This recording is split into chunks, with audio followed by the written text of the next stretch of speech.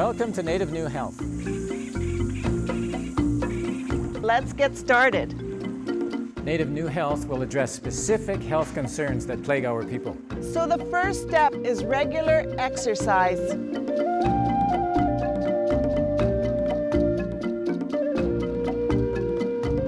Oh, wow. Don't try this at home. It's up to you what you like to put on, but it's very simple and quick. Exercise regularly. We cannot emphasize this enough. And welcome to Native New Health, an exciting program designed for Native people by Native people.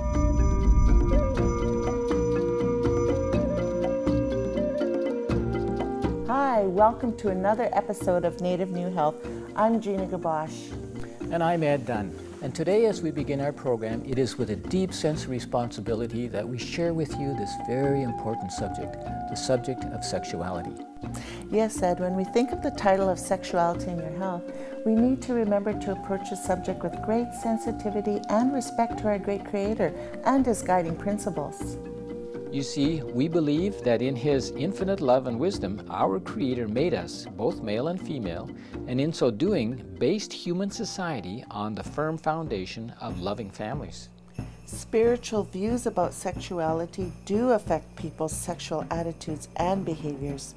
These views become like a moral compass to help us navigate the streams of life and to guide us into the right pathways of good, healthy relationships. We believe there is an ideal that was set before us by our Creator to experience love and sexuality to its fullest. In so doing, we share in His creative power in bringing life into this world in the form of our beautiful children. So true, Ed. But unfortunately, forces of darkness have come in with deceptive power to obscure and debase this special gift given to us by our Creator. So let's learn how to embrace ways to strengthen and uphold our understanding and honor for our Creator and one another as we discover the purpose of true, healthy love.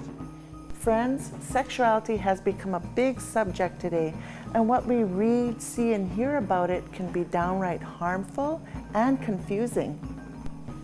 A clear understanding of this subject can help us sort out fact from fiction, and it can help us make good decisions in our sexual health. You see, our sexuality affects who we are and how we express ourselves. You may be influenced by your family, culture, religion, media, friends, and personal experiences. Yet we all have thoughts, desires, attractions, and values that are unique to ourselves. But sexuality is about much more than just sex. It includes your body, your sexual and reproductive anatomy and how you feel about your body, your biological sex, whether female or male.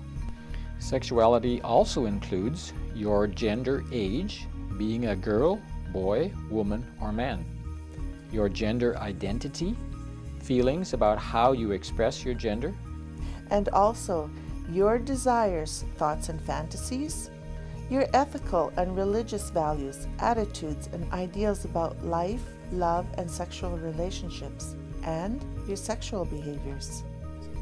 It's perfectly normal to have questions about sexuality. But it is very likely that whether you are a married, single, or a young person living with your parents, you may still have a few questions that you would like to learn the right answers to. Hopefully, you'll be able to find some of those answers in this program today.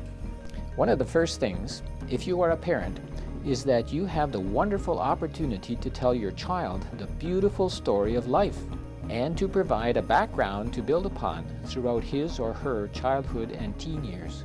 That's right, Ed. It can open up a wonderful avenue of communication and trust between parent and child that could bond them for life.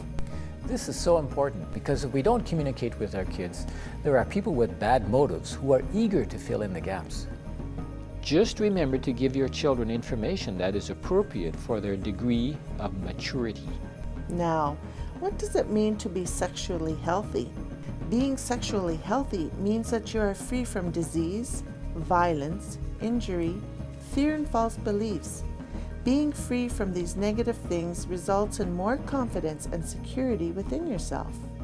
But the important thing is to realize that we must take responsibility for our own sexuality and our own choices.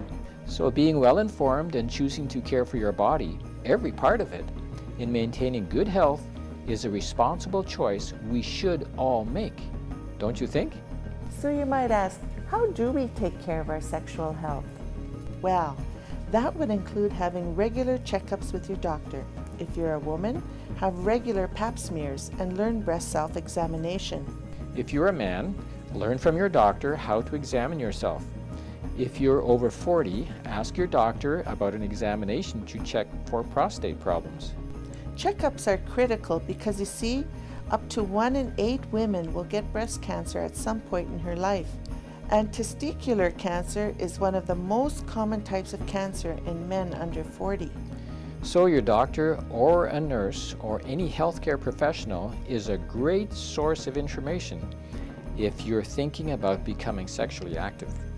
But let me be perfectly honest, multiple relationships come with a lot of health risks, like STIs or sexually transmitted infections. So a doctor is an excellent person to speak to about your concerns. It's really important to know the issues before the fact, so that you have an understanding of the risks, and that way you can prevent unwelcome surprises. Another important subject is HPV. What is it? HPV, or human papillomavirus, is a virus from the papillomavirus family that affects human skin and the moist membranes that line the body, such as the throat, mouth, feet, fingers, nails, anus, and cervix. HPV is a virus you may not know too much about, but you should. Here is why.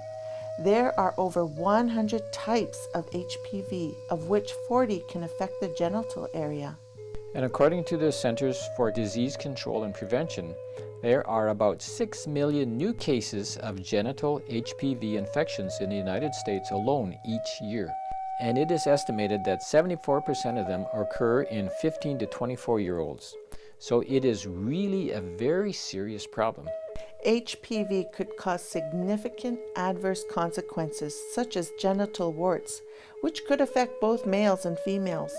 Also, a small number of HPV can increase the risk of developing several cancers, such as cervical and vaginal cancers in females. That is why having regular medical checkups is so important. So let's remember that an STI, or sexually transmitted infection, is one passed from person to person through sexual contact.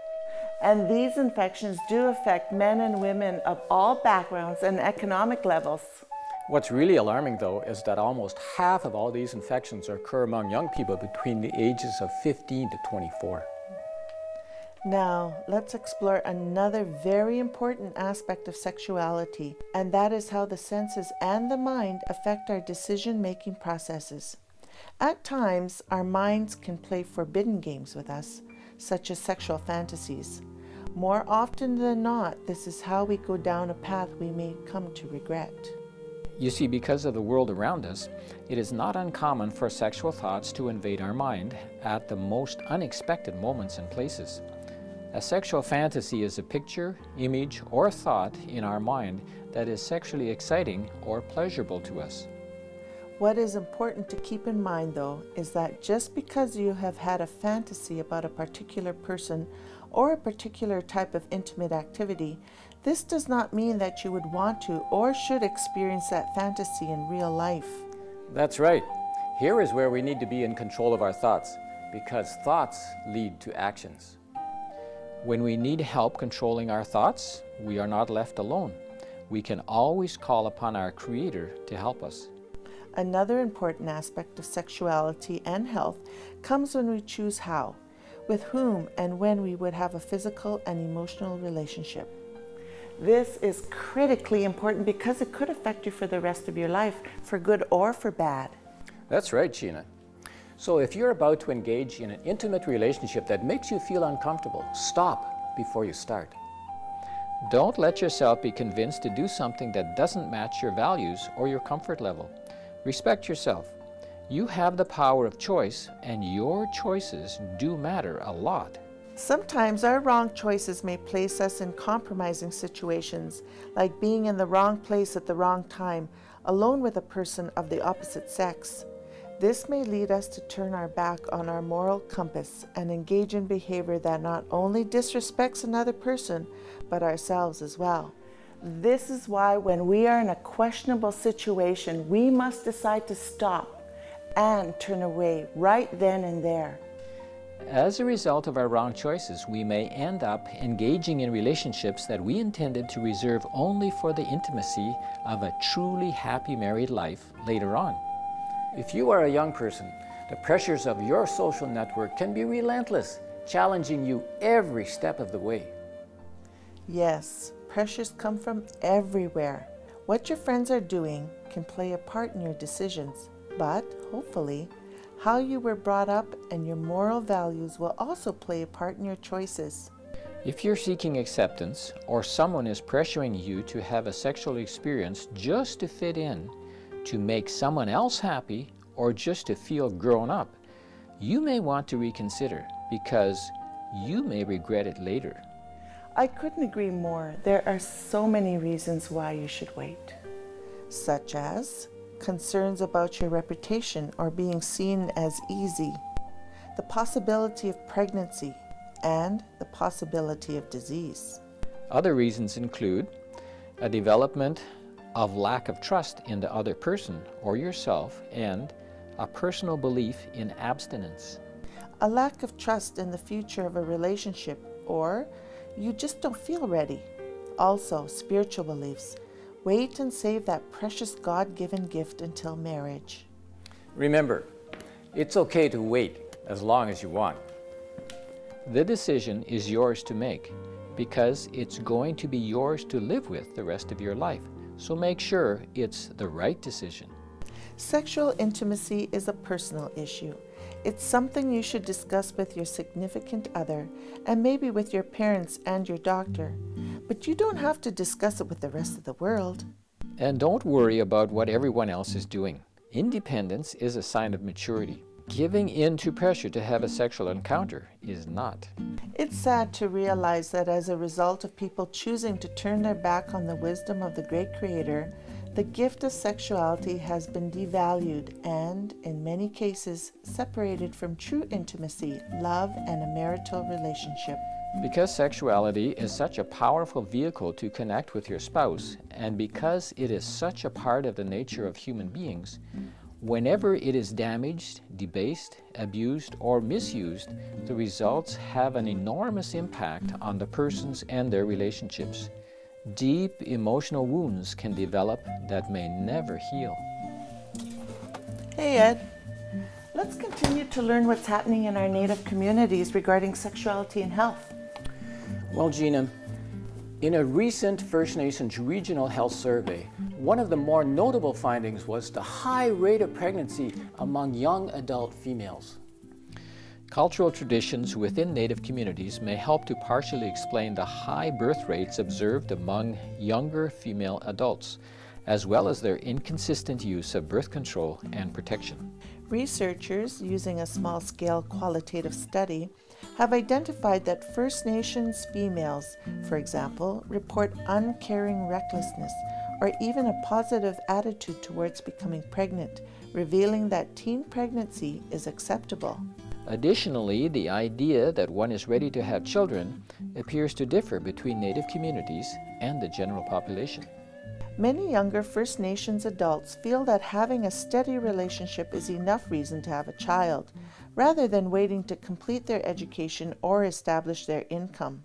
Of those First Nations youth who reported having had a child, 58% of them reported having had that child between the ages of 12 and 15. And this high rate of teenage pregnancy and parenthood is a great concern for all of us. Because, you see, this makes First Nations youth more vulnerable to single parenthood, low educational attainment, poverty, and poor health outcomes.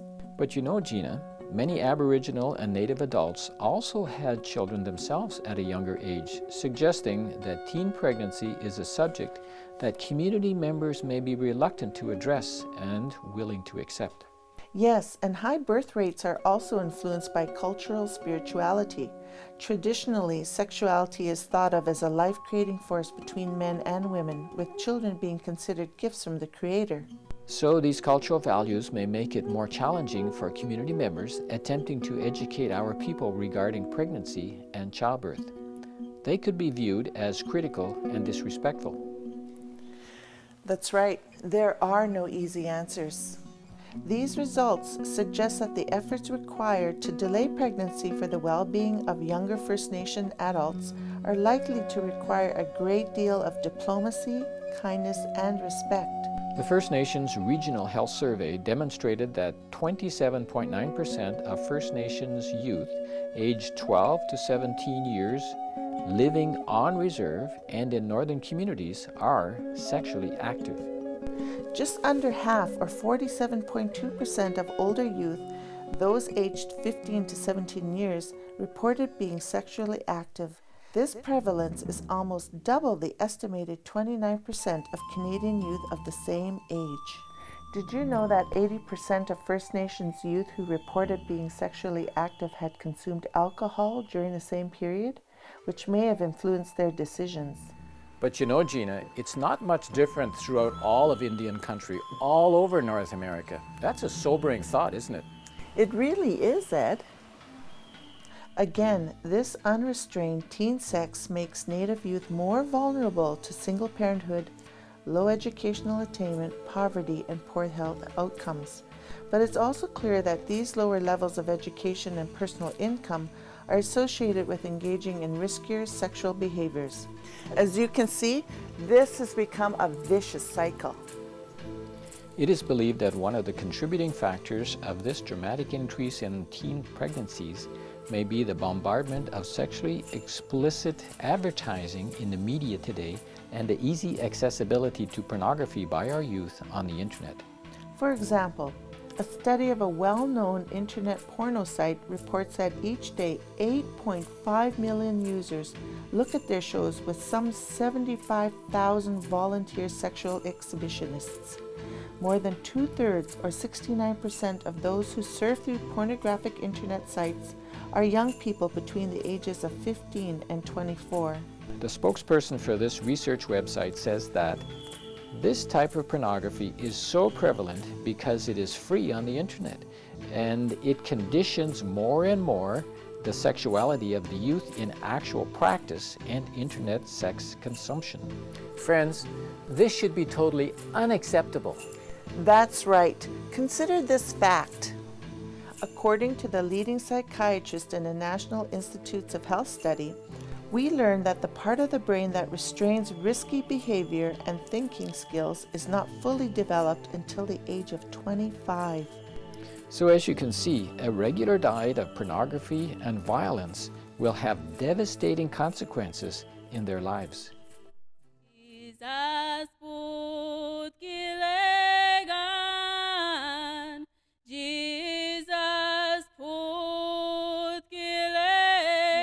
If one injustice is done, I think it's too many injustices done for our women.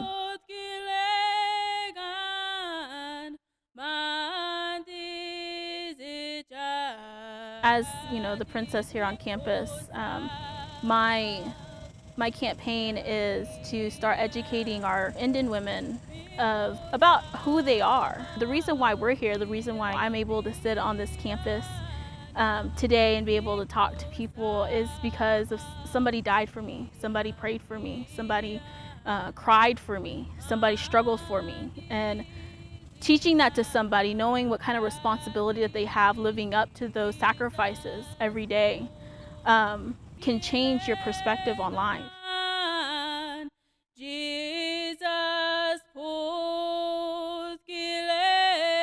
The one piece of advice that I would give men in our Native communities would probably be to learn what grace is. And it took me a long time for myself, and I'm still learning how to walk with grace. And a part of grace is being able to humble yourself before others, being able to be a servant for others. That grace that comes with humbling yourself is something that you can take and you can apply to every part of your life.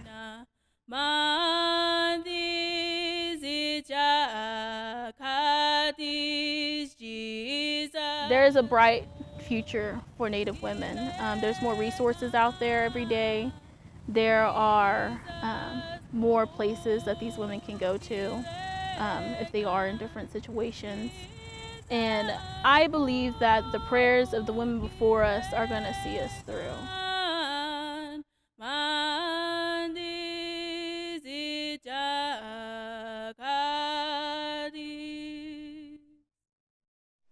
So what can we do about all these problems? I really think we need help from above, don't you think? We certainly do, Gina.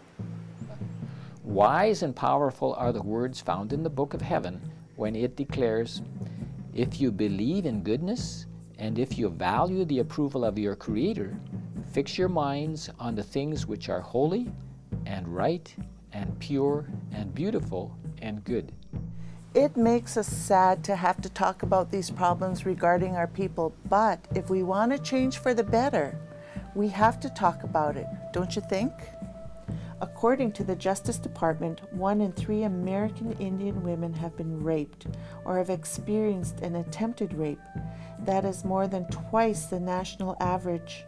Women's advocates say there is no place more dangerous than an isolated village, where there are no roads in or out and where people are often further cut off by undependable telephone, electrical, and internet service. Reasons for the high rate of sexual assaults by sexual predators among American Indians are poorly understood, but some explanations include a breakdown in the family structure, a lack of discussion and awareness about sexual violence and alcohol abuse. According to Indian women, rape has been distressingly common for generations. They report that tribal officials and the federal and state authorities appear to be unable to halt it.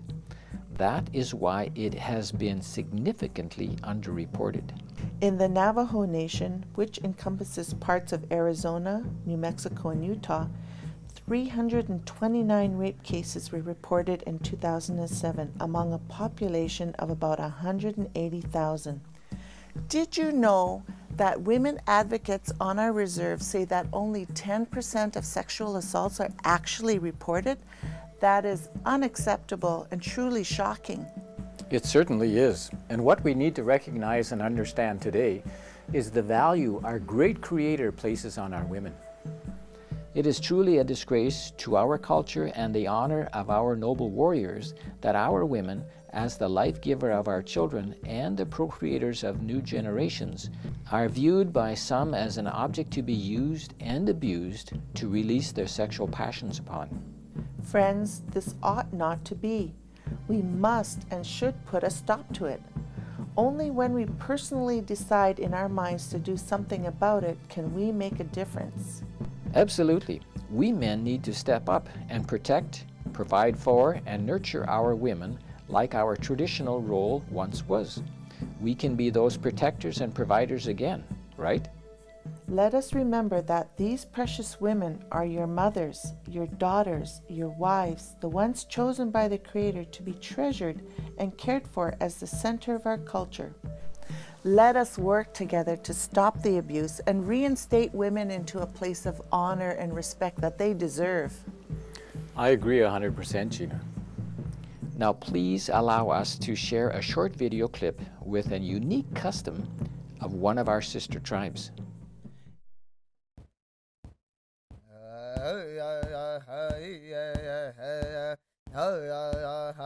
As Hopis, we are dry farmers, and the corn itself, it represents a woman, and we believe that they're girls because they give life and they produce life, and you know they're able to sustain and to feed a whole family. And when you're born, you're given a perfect ear of white corn, which is called a tzotzming mana, and it's a white corn mother, and that's given to you because that represents all the good things in life, a long, healthy, plentiful life. And so you sleep with that every single night as a baby, and so that those traits will be instilled into you, and they carry on your families, your clans, and they make sure that your children are given that kind of life. And so, not just here on Hopi, but in all Native communities, women should be appreciated, honored, and loved as such. Because I feel that if we can have this much respect for this part of this aspect of our lives, then we should have that much respect for our women, and and then that concept of Native love, just to respect what they have to contribute to society as a whole.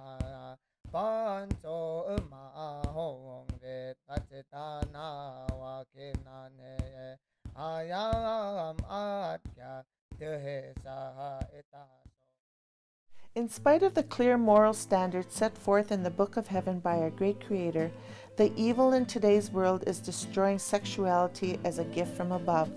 With the aid of many films, television, video, radio programs, and printed materials, the world is being steered on a course to new depths of shame and depravity. Friends, it is time that we restore and return to the ideal values and wholesome relationships our great Creator has intended for us to have with each other. It is a special gift from Him to all of us as His children. You see, the bonds of marriage is the most important decision you will ever make. But without the complete assurance that each partner is totally committed to the other, there can be no complete giving of oneself in the marriage embrace. One cannot risk the most intimate aspects of one's personhood if concerned that it could be rejected, displaced, or exploited. Experiencing and partaking of one another's deepest wells of love can be meaningful only if restricted throughout a lifetime to each other alone. And sexual intimacy should be reserved for a husband and wife whose relationship is protected by a covenant promise. Those who are married should share much tenderness, touching, cuddling, snuggling, and caressing that is not necessarily intended to be a part of a sexual act. We greatly desired these moments when we were dating. Have we so soon forgotten them? Why must every touch become sexualized? Women particularly resent this.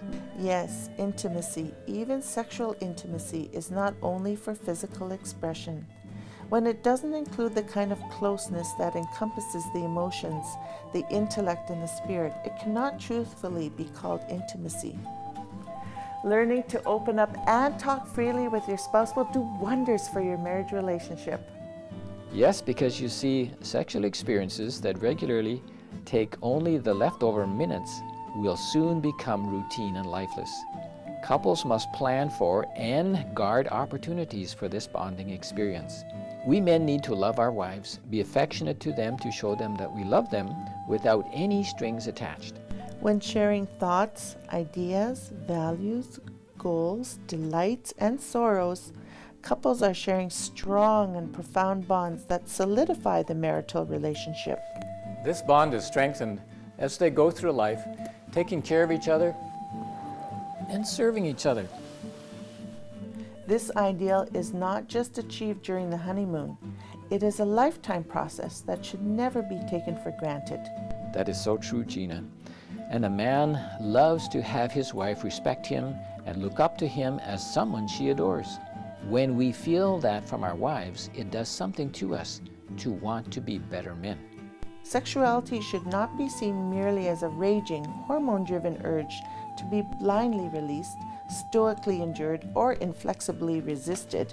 That's right. Sexuality is a desire given to us by our Creator, and we are privileged to learn about, anticipate, and prudently manage it until God's own time, when it will unfold as one of His special gifts in marriage. Does this seem a bit too idealistic? I hope so, because we are in favor of ideals that are based on the way things should be. I believe our Creator wants His children to make these ideals part of their lives. Don't you? They should be so joyous, so pure, so winsome, that the spirit of love will become an example to all those around.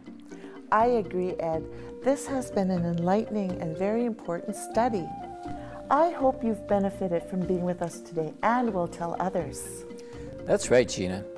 So friends, thank you for our time together. But for now, it's time to say goodbye.